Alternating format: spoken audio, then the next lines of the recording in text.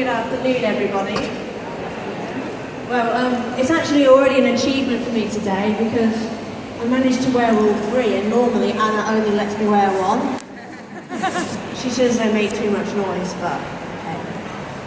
Well, today I wasn't sure whether to focus on the positives from last year of all the things I did and achieved. I thought we might be here all day if I did. Or whether I should opt for the more real approach about some of the things that I found a little bit difficult. And easy doesn't exist in my life, but that has made me strong. I am a fighter and I am real.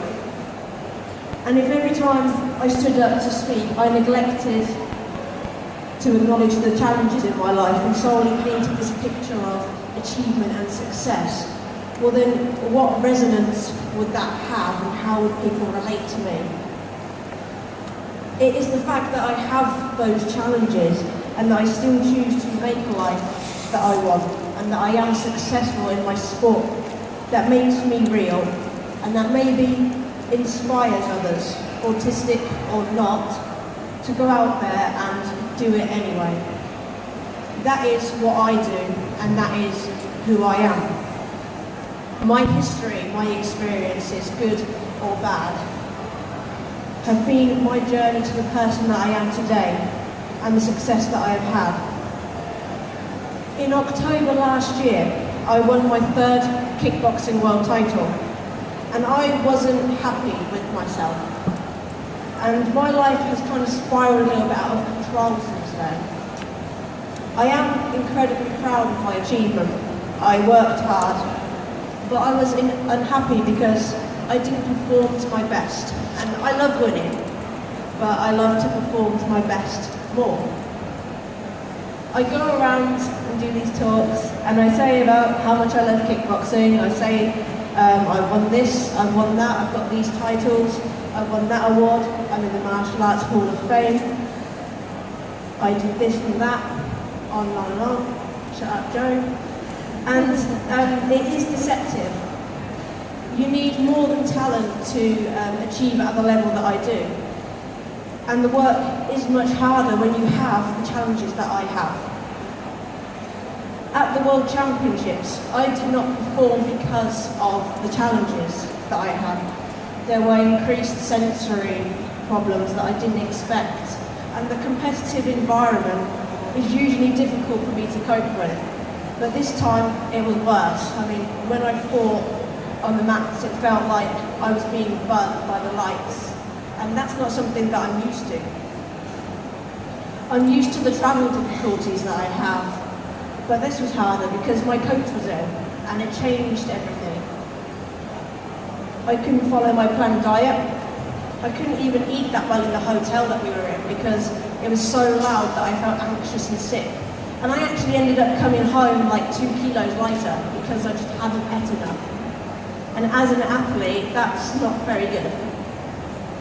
It just seemed like everything was wrong and I just really struggled to cope with it. And nobody sees that.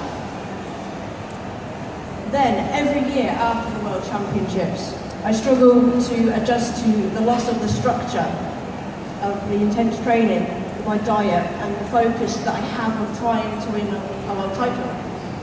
And I don't know what to focus on instead. I neglect so much when I'm training that there's a massive build-up of things that I need to do. The house is a mess because I let my husband tidy it. We all know, ladies, that men don't tidy as well as us. I have family and friends who are wanting me to see them. And I just want to hide away in my house, and they don't get that. This time, I stopped sleeping. I beat myself up for days. I told myself I was rubbish. I didn't do my best. People would think I wasn't as good a fighter as I am. But I had just come back as a world champion. And it's almost implausible. How can somebody be winning world titles, 4 British titles just last year, have all these talents, be able to stand up and speak to an audience of strangers? How could they have any difficulties? How could they be dissatisfied with their life and struggling for air? And the answer is simple. I am human. I often think that I'm not. And it is painfully obvious to me what I struggle with, what I struggle to do, what I'm not, that I struggle to express, and I feel shut inside. I am so talented. I am brilliant. I am intelligent. I have a lot to give, but I need help to make use of the skills that I have, and I don't get adequate help. I want to add value to the world, to the community, to my family and friends, but I feel limited, and that is frustrating. The challenges that those with autism face are often hidden and invisible. People see me fight so well. I'm kicking people in the face, I'm punching them, I'm running rings on people on the fighting mat. But they don't realise that my husband has to come with me, or I cannot compete. And every year is so stressful because I have to self-fund. I have to raise every penny to compete. I can't get a sponsor, I'm a 3-time world champion. It's crazy. People don't see the days that I lose after a competition because I shut myself in my bedroom, because I've been overstimulated and crippled by an environment which people that don't have sensory issues find hard to bear. I can do speeches, so how do I have any problems in communicating? Well, I couldn't ask my nan to give me some milk to put on my Weetabix and ate it dry instead. It wasn't nice. At 28 years old, I can't ask someone to take me to the toilet or to give me a drink. I struggle to speak to my doctor and become mute, and you'd never tell based on what you see here. I mean, you're not going to see me after they shut down on the train on the way home. And it's now June, and things haven't picked up. I have been unfortunate. I sprained my ankle pretty severely while competing, and I couldn't walk. That was back in March, and I'm still not back in training fully and sparring fully yet. I worried that I wouldn't be the same fighter again. I couldn't deal with the uncertainty about when I would be training next. I had horrific meltdowns, and I ran away several times. I depend on the routine that my training brings. It helps me to manage my anxieties and stress, and since I've been injured, these have escalated to the extent that I can barely function beyond getting out of bed and taking my dog for a walk on a normal day. But I am proud of myself because I am here today. And in spite of how tough things have been this year, I have done things I would never imagine that I would.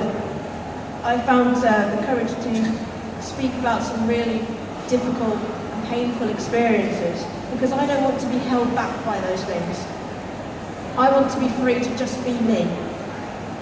I don't want to accept a life that I'm not satisfied with. I want to fulfill my potential and help others to realise theirs. After becoming a patron for Anna Kennedy online, last year I wasn't prepared for or expecting people to be so inspired by my story.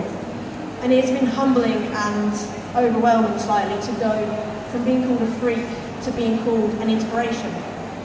I've always understood the power of words, but I never thought that mine could have such power. But the truth is, whoever we are, our words hold power, whether it be an insult, a compliment, or just a piece of encouragement. It can have a significant and long-lasting impact that perhaps even as we speak, we may not be aware of. And I wanted to give up this year, but it has been the words of others that has made me strong enough to keep going. Kindness from strangers who become friends. I worried that people would always expect me to be inspiring and that I would fail because I might break. But we are all inspiring in our own unique ways through being the person that we are. It is not a conscious effort, it just is. I have come so close to breaking. It's actually quite scary how close. But now it is time to rebuild stronger, to be the person I am, and to do it anyway. It is okay to fall down, as long as you get back up. And I am on my feet, ready to fight, and ready to conquer the world again for the 4th time. Thank you.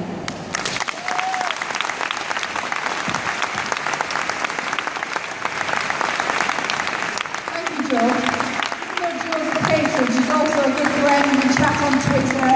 We've got a common like for cookies. We're always talking about cookies and different ways we can eat cookies, but never mind.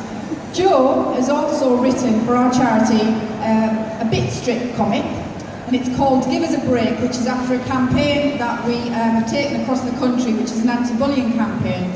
We're actually selling this little comic on our stand, the Hillcrest stand, for £1.50, and all the money goes to our charity.